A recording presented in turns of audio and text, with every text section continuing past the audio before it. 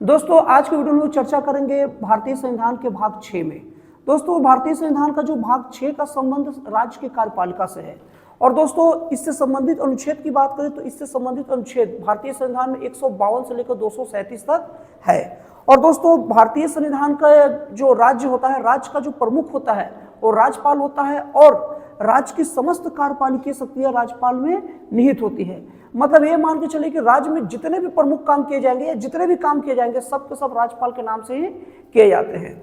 और दोस्तों राज्यपाल एक संवैधानिक संस्था है तो जाहिर सी बात है इसमें संविधान के किसी न किसी अनुच्छेद में इसका जिक्र जरूर होगा। तो दोस्तों भारतीय संविधान में राज्यपाल का अनुच्छेद का जिक्र अनुच्छेद 152 से प्रारंभ हो जाता है। और दोस्तों आप लोग एक चीज और बता दूं कि राज्यपाल जो है वो राज्यपाल बनने की जो बनाने की पद की जो प्रेरणा है वो कनाडा के संविधान से ली गई है। दोस्तों ये पॉइंट नोट करके रखिएगा। भारतीय संविधान के विदेशी स्रोतों में अक्सर पूछा जाता है कि राज्यपाल की प्रेरणा कौन से देश से ली गई है, तो देश है कनाडा। अब दोस्तों संविधान के अगर राज्यपाल संबंधित प्रमुख अनुच्छेदों की बात की जाए तो भारतीय संविधान में अनुच्छेद 152 राज्य की कार्यपालिका के बारे में बताता है और अनुच्छेद 153 के तहत एक प्रावधान किया गया है कि भारत के प्रत्येक राज्य का एक राज्यपाल होगा। और संविधान के 7वें संशोधन अधिनियम 1956 के द्वारा एक व्यवस्था की गई कि 2 या 2 से अधिक राज्यों का भी एक राज्यपाल हो सकता है। दोस्तों पॉइंट शुड बी नोटेड, ये पॉइंट को आप अच्छे से नोट करके रखिएगा कि कौन से संशोधन 7वां संशोधन के द्वारा एक व्यवस्था किया गया कि 2 या 2 से अधिक राज्यों का भी एक राज्यपाल हो सकता है और वो कब किया गया था 1956 में। अब दोस्तों भारतीय संविधान की धारा या अनुच्छेद 156 के हिसाब से राज्यपाल की नियुक्ति राष्ट्रपति करेगा। और दोस्तों राज्यपाल वैसे तो पारंपरिक तौर पर 5 साल के लिए नियुक्त होता है लेकिन ये राष्ट्रपति के प्रसाद पर्यंत ही अपने पद पर बना रहता है। दोस्तों प्रसाद पर्यंत क्या होता है ये शब्द आप अक्सर सुनते होंगे। तो प्रसाद पर्यंत जो शब्द होता है उसका मतलब ये होता है कि राष्ट्रपति जब तक चाहेगा तभी तक बना रहेगा। राष्ट्रपति कभी भी सैद्धांतिक तौर पर चाहे तो राज्यपाल को हटा सकता है। दोस्तों सामान्यतः ये देखा गया है कि जब केंद्र में जब सरकार बदली होता है, जब सरकार का बदलाव होता है तो उसके बाद जल्दी राज्यपाल चेंज हो जाते हैं क्योंकि राज्यपाल की जो नियुक्ति राष्ट्रपति तो करता है लेकिन वो केंद्रीय मंत्रिमंडल की सलाह पर करता है और राज्यपाल राज्य में केंद्र सरकार का एक एजेंट होता है, एक प्रतिनिधि होता है।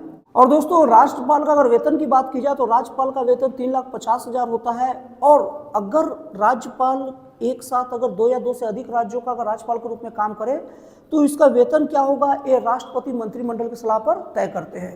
और दोस्तों राज्यपाल अगर शपथ की बात की जाए राज्यपाल की तो राज्यपाल शपथ उच्च न्यायालय के मुख्य न्यायाधीश के सामने या अगर मुख्य न्यायाधीश उपस्थित नहीं है तो उस वक्त जो तुरंत जो वरिष्ठ या सीनियर जो भी जज होंगे उनके सामने राज्यपाल अपने पद और गरिमा की शपथ लेते हैं। दोस्तों आप लोग एक चीज बता दूं कि थोड़ा बाहर से जो बैकग्राउंड म्यूजिक आ रहा है आप उसको थोड़ा सा नेग्लेक्ट करिएगा क्योंकि मैं उन्हें मना तो कर नहीं सकता और जो आपको बातें बता रहा हूं आपको बहुत काम की उसे ध्यान से देखिएगा और उसे नोट भी करते जाइएगा।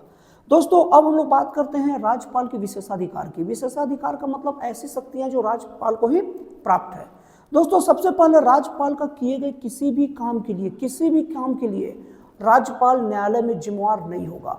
मतलब कि मैं ये कह रहा हूं कि अगर राज्यपाल कोई संशोधन या कोई विधेयक पास करता है या कोई अध्यादेश पास करता है और उसके बाद अगर कोई भी अगर दिक्कत होती है या कोई भी चीज होगा उसके लिए राज्यपाल को दोषी नहीं ठहराया जा सकता और न ही उसके विरोध में राज्यपाल के ऊपर कोई मुकदमा किया जा सकता है। दूसरा राज्यपाल का विशेषाधिकार यह है दोस्तों कि राज्यपाल के खिलाफ देश में कोई भी न्यायालय गिरफ्तारी का वारंट नहीं निकाल सकता, गिरफ्तारी की बातें मुकदमा चला ही नहीं सकता कोई भी न्यायालय। और दोस्तों तीसरा चीज ये है कि राज्यपाल के खिलाफ कोई भी मुकदमा उसके पद पर रहते दर्ज नहीं हो सकता। मतलब दोस्तों मैं ये कहना चाहता हूं कि राज्यपाल अपने कार्यकाल के दौरान कोई भी गतिविधियां किए उसे आपराधिक गतिविधियों के रूप में न्यायालय नहीं मानता। अब दोस्तों बात ये उठता है कई लोगों के दिमाग में ये हुआ कि अगर राज्यपाल अपने पद धारण करने के पहले कोई अपराधी चीजों में लिप्त हो और उस वक्त पता न चले और राज्यपाल बन जाने के बाद अगर पता चले तो क्या उसको राज्यपाल बनने से पहले अगर कोई कुछ किया है तो उसके आधार पर कार्रवाई हो सकती है कि नहीं। दोस्तों ये आप लोग के मन में आता होगा दोस्तों मैं आप लोगों को बता दूं कि राज्यपाल अगर अपने पद पर बैठने से पहले जितना भी अगर आपराधिक अभी कृत किया होगा जो पता नहीं चला होगा, और राज्यपाल बनने के बाद अगर पता चलेगा, तो भी जब तक राज्यपाल अपने पद पर रहेगा तब तक उसके खिलाफ कोई कार्रवाई नहीं की जा सकती। जब राज्यपाल अपने पद से हटेगा, तब पद से हटने के बाद 2 महीना पहले राज्यपाल को सूचित करके उसके खिलाफ मुकदमा चलाया जा सकता है। और ठीक वैसे ही अगर कोई व्यक्ति राज्यपाल रह चुका है तो पहले का हो गया, और अगर राज्यपाल से मतलब पद से सेवानिवृत्त होने के बाद अगर कोई क्राइम करता है तो भी राज्यपाल के खिलाफ उसके लिए मुकदमा चलाया जा सकता है, लेकिन उसके लिए भी 2 महीना पहले राज्यपाल को सूचित करना पड़े। अब दोस्तों हम लोग ये देखते हैं कि राज्यपाल का कार्यकाल कितना होता है और उस पद से मुक्त कैसे होता है। तो दोस्तों राज्यपाल का कार्य का वर्णन संविधान में है ही नहीं। मैंने आपको पहले बताया था कि राज्यपाल केवल राष्ट्रपति के प्रसाद पर्यंत ही रह सकता है पद पर, मतलब राष्ट्रपति जब चाहे तब उसे पद से हटा सकते हैं। और दूसरा, राष्ट्रपति को सेवा मुक्त होने का एक और कारण होता है, अगर किसी कारणवश उनकी मृत्यु हो जाए या अगर खुद से अपना स्वेच्छा से अपना पद का त्याग कर दे। अब दोस्तों हम लोग बात करते हैं राज्यपाल के कार्य और शक्तियों के बारे में। दोस्तों वीडियो को शुरुआत में मैंने आप लोगों को बताया था, राज्यपाल किसी भी राज्य के कार्यपालिका प्रमुख होता है, मतलब राज्य के समस्त जो कार्य है वो राज्यपाल के नाम से किया जाता है।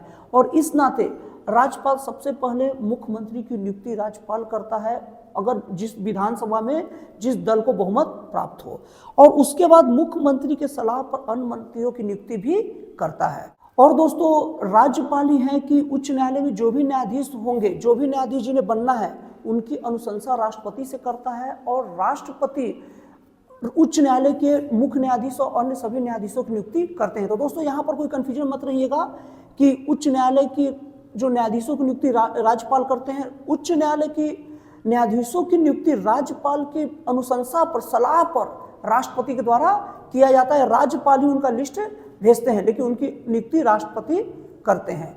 और दोस्तों राज्यपाल को यह अधिकार है कि जब चाहे तब मुख्यमंत्री से राज्य से संबंधित सूचनाएं अपने पास मंगा सकते हैं। और दोस्तों लोक सेवा आयोग के सदस्यों के मामले बहुत अनूठा प्रावधान राज्यपाल को लेकर किया गया है।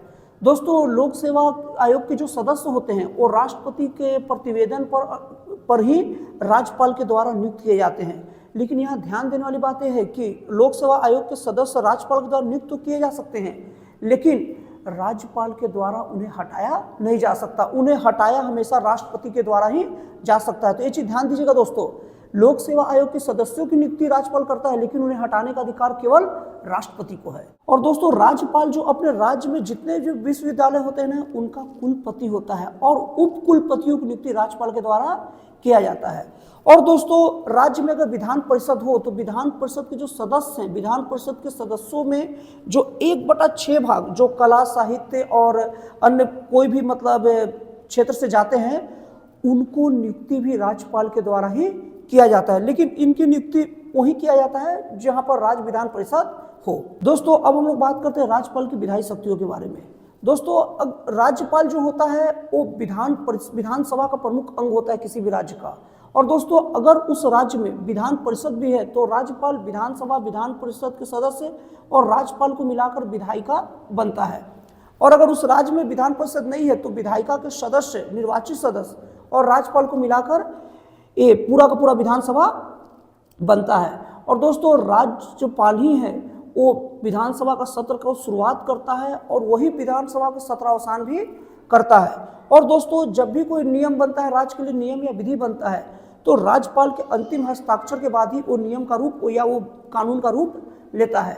दोस्तों अगर राज्य के विधानसभा में अगर एंग्लो इंडियन जो सदस्य हैं, अगर उनको पर्याप्त अगर प्रतिनिधित्व प्राप्त न हो तो राज्यपाल उन सदस्यों की नियुक्ति भारतीय संविधान के अनुच्छेद 333 के तहत करता है। प्रमुख शक्तियों में अध्यादेश की शक्ति होती है। दोस्तों अध्यादेश शक्ति वो होती है कि अगर मान लीजिए कि विधानसभा कोई सदन न चल रहा हो और उसी बीच अगर ऐसी स्थिति आ जाए कि नियम बनाना, कानून बनाना एकदम से जरूरी है, तो उस वक्त राज्यपाल खुद से वो नियम की घोषणा लिखित तौर पर कर देता है और उसका नियम का मान्यता उतना ही रहता है जितना कि विधानसभा के दौरान पास नियम का रहे। लेकिन इसकी शर्त ये रहती है कि 6 महीने के अंदर में उसको राज्य विधानसभा द्वारा पास कर देना पड़ता है। अगर वो पारित नहीं कर पाता है तो फिर वो नियम अपने आप खत्म हो जाता है। इससे संबंधित अनुच्छेद क्या है? इससे संबंधित अनुच्छेद है संविधान का अनुच्छेद 13। और दोस्तों इसके बाद अगर मान लीजिए कि कोई अगर विधि बन रहा हो और राज्यपाल के पास हस्ताक्षर के लिए आए तो राज्यपाल चाहे तो इसे राष्ट्रपति से अनुमति लेने के लिए सुरक्षित भी रख सकता है